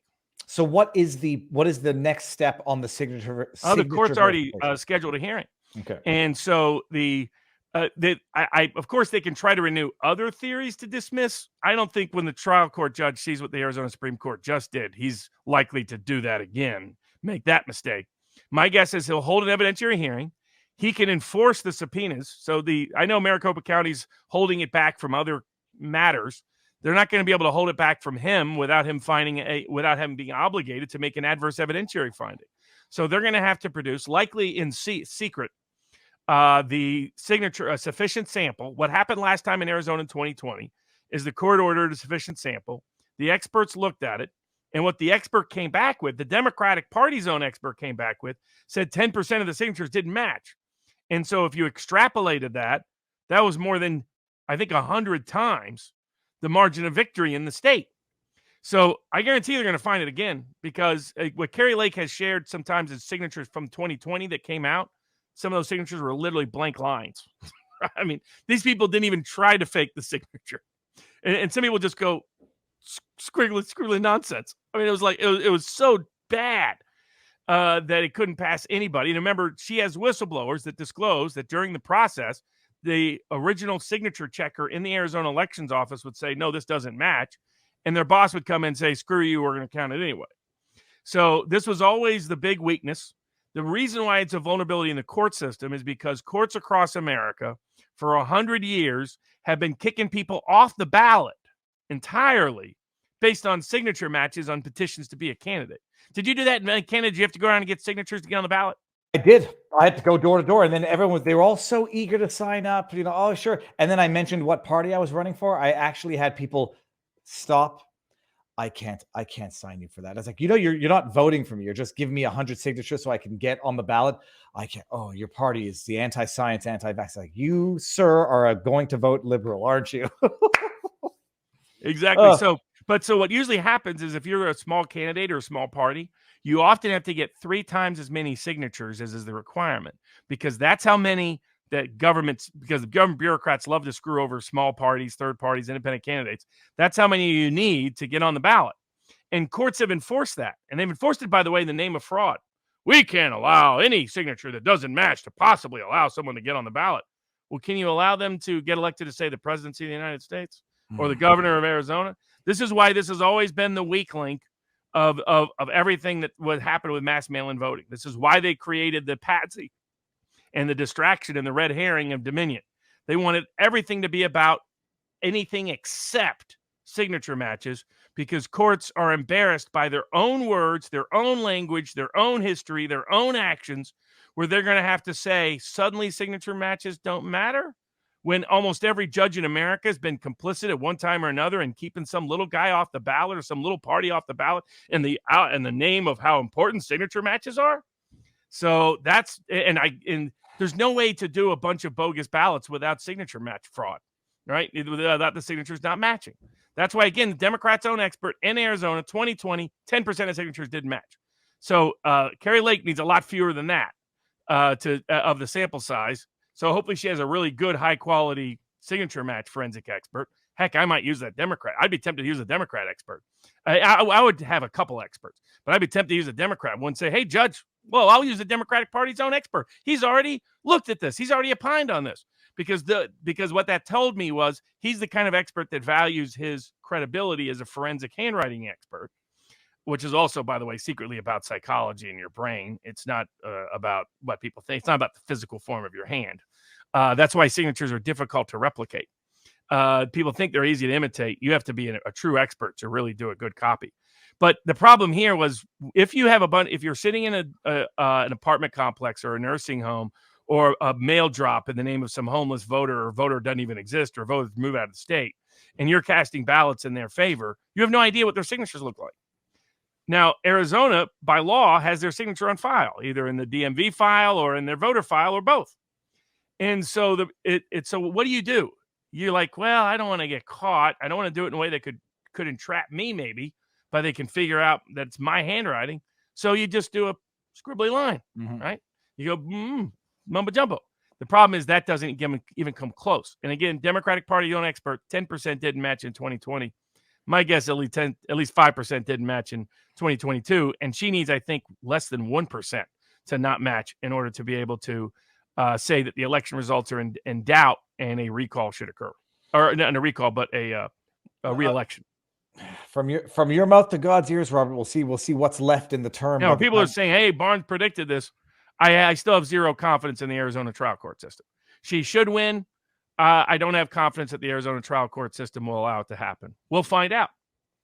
All right, on the next episode, or sooner than later. Robert, we only have a couple left, I guess. We got yeah, so I mean, briefly, the big tech Biden case we were talking about that correlates to the Barstool Sports case we talked about earlier, that case people weren't paying attention because Barstool Sports, and a lot of people don't care about Barstool Sports or don't care about sports. I was saying it's important because it's a big First Amendment case for stopping state agencies from weaponizing their licensure power to suppress and censor speech. And it should scare the heck out of everybody that they're doing it to someone like a Barstool Sports or a Penn Entertainment in the casino environment of all places. That means you can guarantee it's happening everywhere else. But the big one, Missouri and Louisiana sued Biden administration over colluding and censoring speech through big tech. The judge this week allowed that to be expanded to a class action representing everybody that's been harmed by it. So that case is marching forward before the Honorable Terry Doty in Louisiana. Australian class action. This can be some of these can be rapid fire. Yeah, well, I mean, they're suing the government, some government entities, some government authorities, and it's the new direction. How do you sue when there's immunity for Pfizer in almost all these countries? You sue, you find out somebody else you could sue. And what happened in Australia, they're suing government officials on grounds that they lied about the safety and efficacy of the vaccine. And in many of these countries, they don't have the same governmental immunities that the United States has. And so more countries around the world, starting with Australia, are looking at class actions to be brought on behalf of the vaccine injured against anybody that could be sued who was complicit in the lie, complicit in saying it was safe and effective. I think if they're going to use the Alex Jones in cases like that as the standard bearer, one thing I'm looking into is not only suing Anthony Fauci, I'm still going to try to find a way to sue the government, sue Pfizer. And the Brooke Jackson case marches on. We'll see what the judge in court does. That case likely goes up to the appeal food chain next. I don't anticipate the district court correcting allowing us to amend. He should give us that right, but I don't think he will. But it just makes the appeal more robust. But I think that, but we're looking at also looking at all the other, like the media, for example. The media was really directly and deliberately complicit in spreading lies. Rachel Maddow said it was safe and effective. She lied to people. Some people suffered injuries. Some people suffered disability. Some people suffered death from her lies. So I think that we're going to start looking at everybody who lied, and everybody who lied should be held responsible, including members of the media as well as members of the government. And so trying to figure out ways to sue. But Australia is showing the template to that possibility moving forward around the rest of the world. And then next up, unfortunate case of Gonzalo Lira. Yeah. So Robert, I mean, anybody who doubted it the last time, I think their doubt now is, well, they may still doubt the original story. He's clearly been arrested, been detained by the what's the acronym? SBU. The SBU. For those who are concerned, like, you can love him or you can hate him.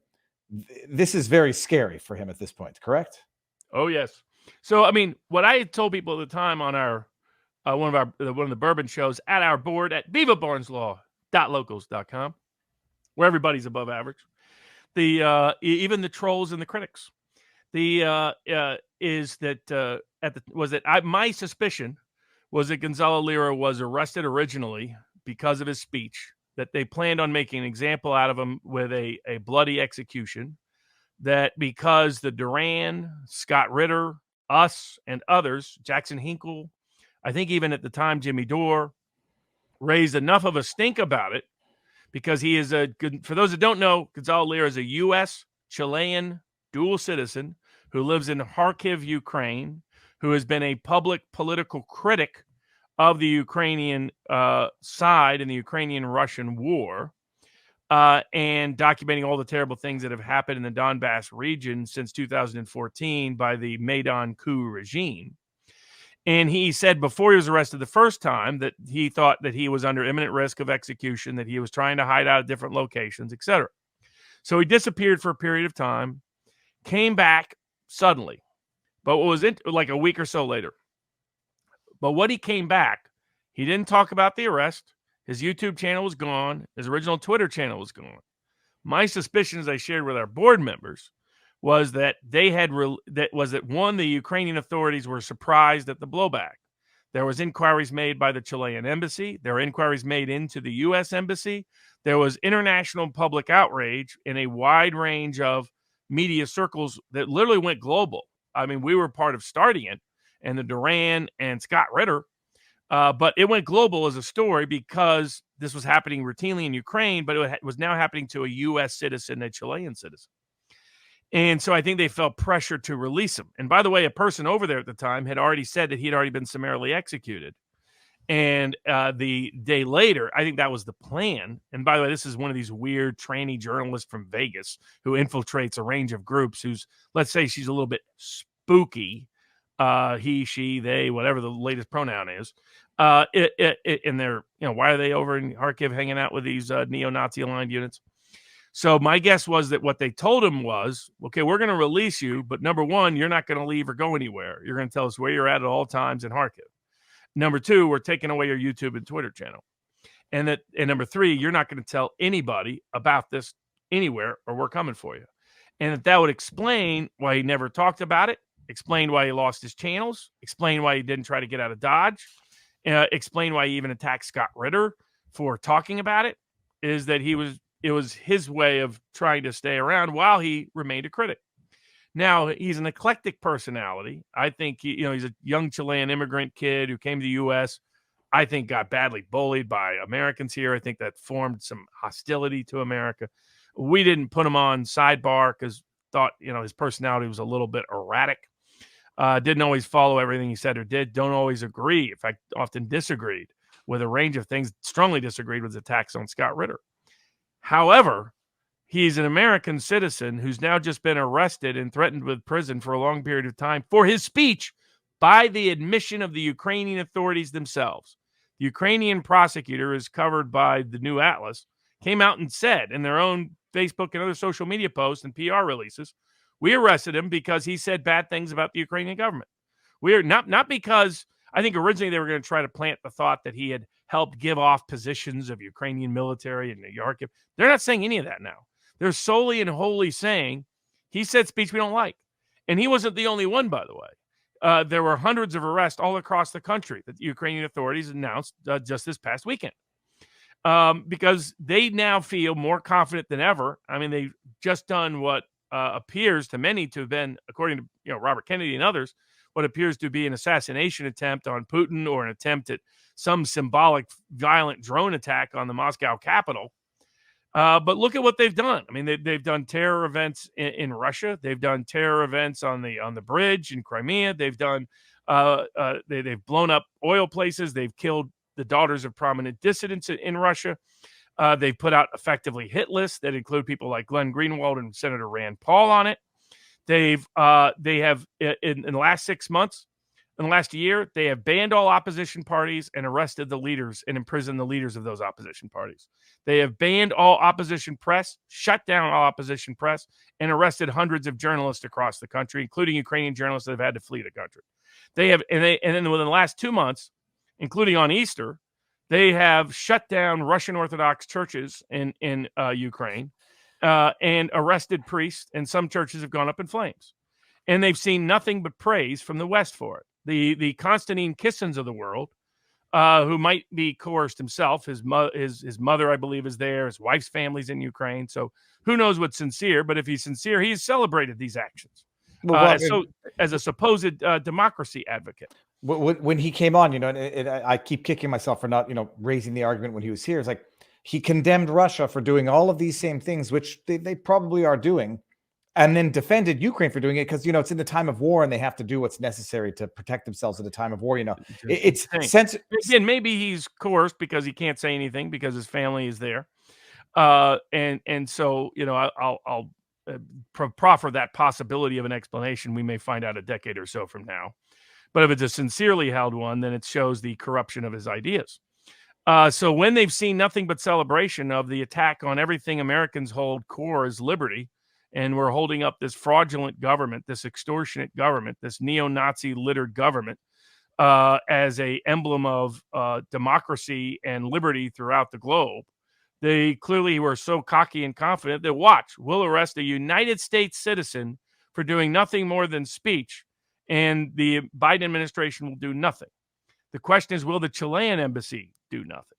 So I know that some people, didn't like his style, didn't agree with certain positions he had, etc. We should never countenance the arrest of a United States citizen for his speech, period. End of story. So people should be as outraged now as they were then, should take constructive action as they did then, because it's the only thing that will save him from a long time in a Ukrainian prison and probable death. All right, Robert, we've done it. We got a few more. You got 2 quick bonus topics, and we got 3 rapid fire ones. Okay, you do the rapid fire. I'm going to put myself on screen remove for 1 second. Go for it, and then I put the link for locals. All right, rapid fire, Robert. Well, yeah, we'll do the after party live at Locals, vivabarneslaw.locals.com, where we'll answer all the as many of the tipper questions as we practically can. If you tip more, you'll get to the top of the board. That is not a promise. But the otherwise in Russia, big dispute this week concerning the founder of Wagner, known as Prigozhin, who put out this video attacking the Russian government, said he wasn't getting enough ammunition. Wagner is Wagner, depending on how you pronounce it, is the mercenary group that is very active around Bakhmut and in parts of the Ukrainian operations, along with the Russian military and the various Donbass militias. And it kind of went viral around the West. He was in front of some dead soldiers. He blamed corruption in the Russian military. The West said, this is the end of Putin and the end of Russia. And the war will fall apart. They really don't know the background. Wagner has long been suspected, I think correctly, to simply be a front for Russian intelligence and military that want to be able to do things in a private capacity, Blackwater style, that they might be more politically restrained from doing, or even legally restrained from doing, if it was the government officially doing it. But I don't think there's any doubt that Prigozhin has always been the front guy for Wagner, not its real founder or operator. Prigozhin himself has a unique history, was a Soviet held criminal for about a decade on various minor charges, but 10 years in Soviet prison. Got out, started a hot dog stand, turned that into a grocery store, and then turned that into a grocery chain, then turned that into a catering business, hence the reference to Putin's chef, because he has a lot of catering business with the Russian government. He was the guy that was behind internet. Yeah, I think he was the front guy behind the internet research agency that did a couple of lame ads that Mueller tried to pretend was part of the big conspiracy of Russian influence on the 2016 election. And then he came out in 2022 as the front guy, 2023 as the front guy for Wagner. And he has been doing these kind of eclectic, odd, viral quasi press conferences or announcements for the last couple of months or so. He's not really running things. He wears camos. He's mostly been the front guy, got agitated clearly at something. The very next day, he had a very different tone. The Wagner unit continues to march into Bakhmut and take the last, quarter block or so that's left. So it was mostly much ado over nothing, that story. So I know there's even people on our board like, no, you don't understand, Barnes. Russia's right about to crack up. Putin's right about to go. I've been hearing that for about 20 years now. I'll believe it when I see it. The NFT, insider trading, first ever insider trading conviction. What's interesting is the nature of the insider trading. So this guy worked at OpenSea, which is this website that's the biggest online marketplace for non-fungible tokens, NFTs, which about 90% of people still don't understand what the heck they are. But still Trump just sold a few for about $4.4 million. I bought one. I don't know how to sell it. I lost money. I don't know how to sell it. Don't know where it is. Don't know how to. I know how to access it, but still don't know what NFTs are. Yeah, so they're blockchain-based, unique pieces of art using blockchain technology and a new mechanism. Controversial as to whether they're legit or scams.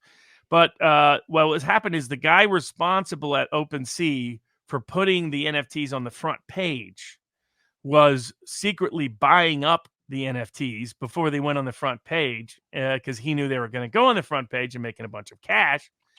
And I'm a little bit concerned that something like that is somehow defined as insider trading because it's not your conventional version of insider trading. I think there's some legal problems with that kind of prosecution, but it'll be an interesting case to watch because of its application into a new technology, but also the legal expansion of the definition of insider trading to being just if you're on a website now, it can be called insider trading.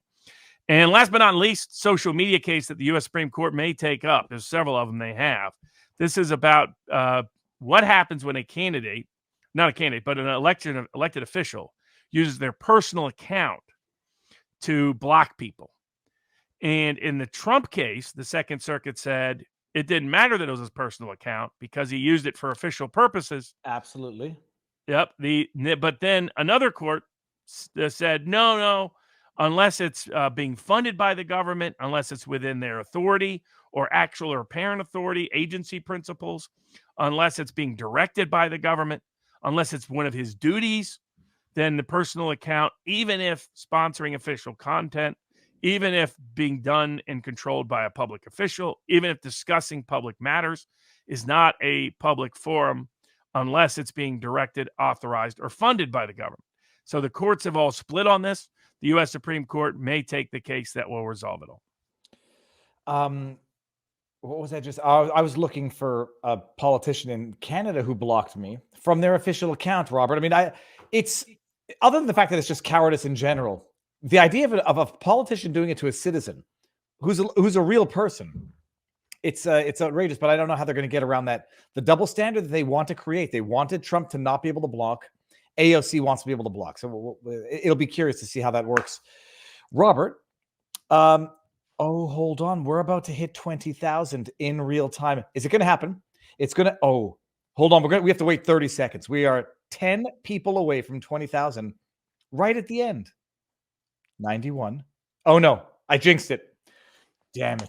All right. Well, whatever. My neuroses will not get satisfied because we're not going to hit 20,000 for the evening. This has been an amazing episode. Everybody, we'll get one last addendum. Matt Walsh doesn't need to be a boomer con about anime and comics. So I don't know what you just said, Robert. He suggested that only idiots or it's morally corrupting for people to be interested in games, for people to be interested in anime, for that video games somehow spread violence. It sounded like Tipper Gore in 1990s, and it's like as Geeks and Gamers, as Nick Rekieta, as the Quartering all pointed out, this is a very backwards mindset that's not empirically rooted or evidentiary founded, and is the kind of like preachy style religious conservatism that antagonizes and loses voting groups, doesn't reach out to them. It's one of the reasons why Trump does so much better than DeSantis. Those younger population, the people that people got on me for being on Friday Night Tights. All hail Friday Night Tights with Geeks and Gamers, Nerdrotic, and Ryan Cannell and others.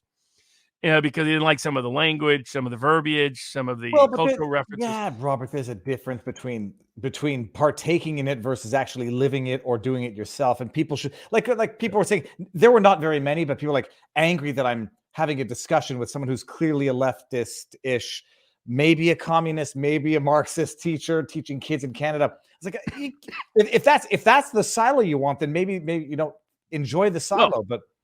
And it's a reflection of just there's a cultural gap, but it's a group that if we're going to people want to have political success, they need to understand and reach out to, not preach to. And some of the sort of antiquated notions of your Romneyite, religious conservatives that have isolated themselves severely, that it can't be a one size fits all political party for some of them, but it was just a little side story that happened this week. And Robert, before we go over to locals, the link is there, people. I cannot ignore the remaining chats here because someone is trying to ask a question. Alex Davy Duke says, Robert, last question. Do you think by seeking the Dem nomination for President Bobby Kennedy will blow the Democratic Party up as good? Alex Davy Duke. I hope you didn't mean to send that twice, but thank you for the support. Punk Rockford. Ironically, I'm sure the Democrat in Arizona will use signature matching against the Katie Hobbs recall petition when it's filed in June or July. Oh yeah, we saw what they did in California. David Duke. Scott Ritter said, Lira was likely dead on the arrest. Ritter is not reliable. He was first of all, he said No, he was just reporting what the other person was reporting, that the American-based journalist, quasi-journalist, whatever they are, said he was. So and it was a very reasonable inference. And quite frankly, his escalation of the issue is probably the reason Ritter wasn't dead. So, I mean, people can be critical of different things about Ritter, but that's not good grounds for criticism.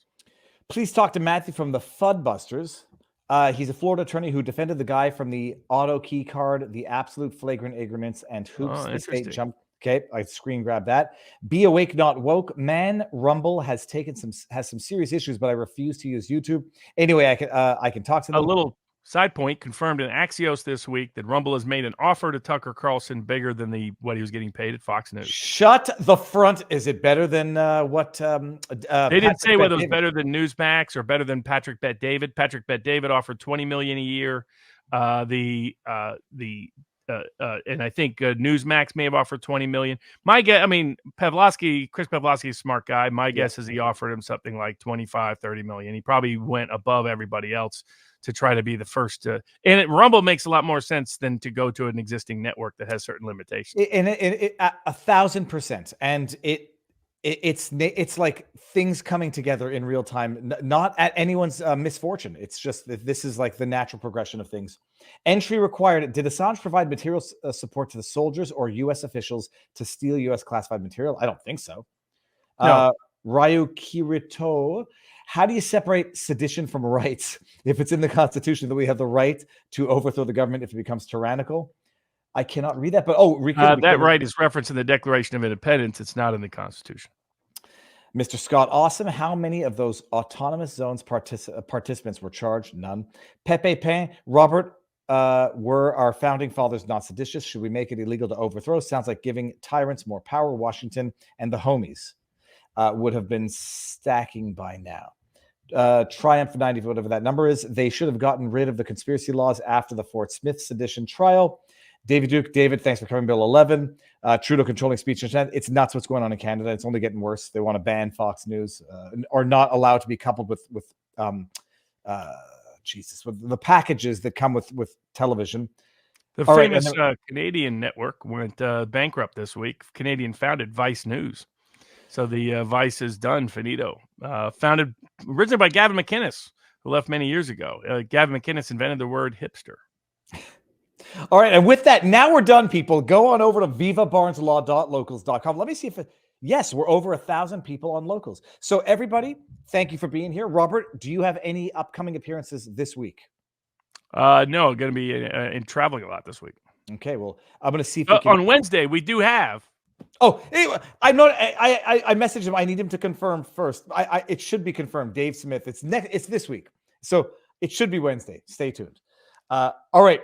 Now we're ending it on Rumble, and we're going to be exclusively on Locals, vivabarneslaw.locals.com. I will see you all tomorrow, probably, certainly. Now we're going to Locals. End of the evening on Rumble now.